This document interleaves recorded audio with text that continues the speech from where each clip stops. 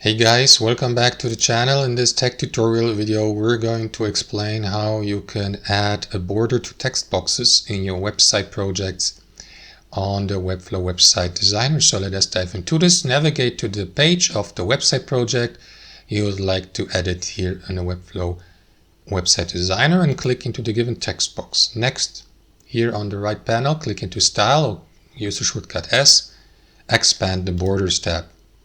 And here you may apply a border. As you can see on default, there won't be any top, right, bottom or left border. You can choose any of these or select all. Or let me go, for example, with a border at the top. And then you may, for instance, change the style here, solid. And here also adjust the width. So enter a value like in px. Let me go with 10. Press enter and you will see the border here in the preview. Now, for instance, if I select also the right border, I will need to apply the border width again. And for instance, let us go with a dashed border here and apply the same for the border to the left, and this time with a dotted border, and go with a width or thickness of 20 px. So that's how it would look like.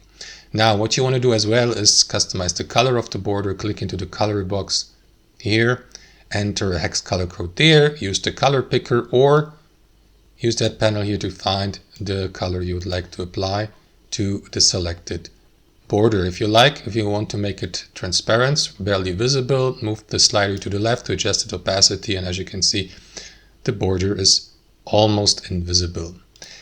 That's how it works, guys. You can yeah, that's basically it. Thanks for watching. Hope you enjoyed it, got some value from it, and we'll see you next time on our channel.